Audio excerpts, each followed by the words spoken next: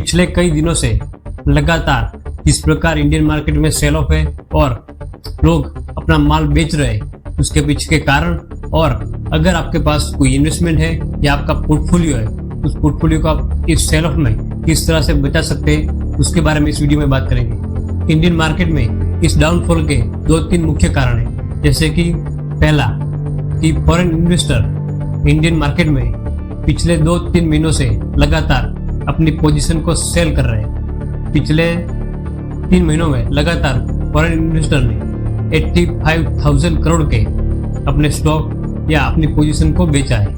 मगर foreign investor ने अपनी पोजीशन को क्यों बेचा, उसके पीछे कारण क्या है?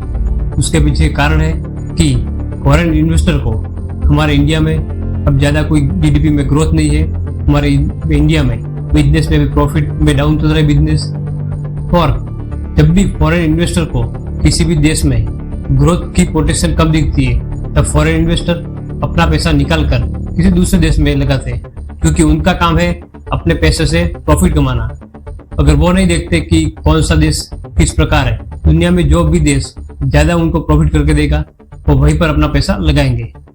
दूसरा, हमारे रुपये की कीमत लगातार यूएसडी के सामने गिर रही है, उसके पीछे का भी सेम कारण है।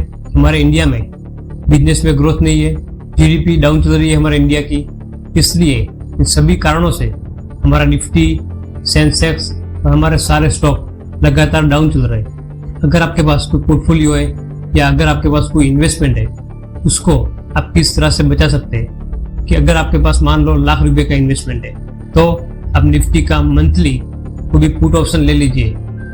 मान लो कि अगर कोई बड़ा फॉल आ जाता है एकदम अचानक से, जिससे इस पुट ऑप्शन से आपके पोर्टफोलियो को आपको बचाने में मदद मिलेगी।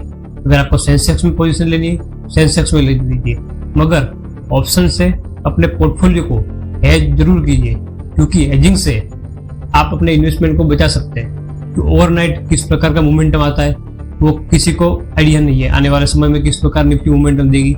ऑलरेडी जो कि 2-3 महीनों से लगातार निफ्टी डाउन है, फिर भी कितना डाउन जा सकता है उसके पीछे कोई बता नहीं सकता कि इतना डाउन जाएगा आने वाले समय में।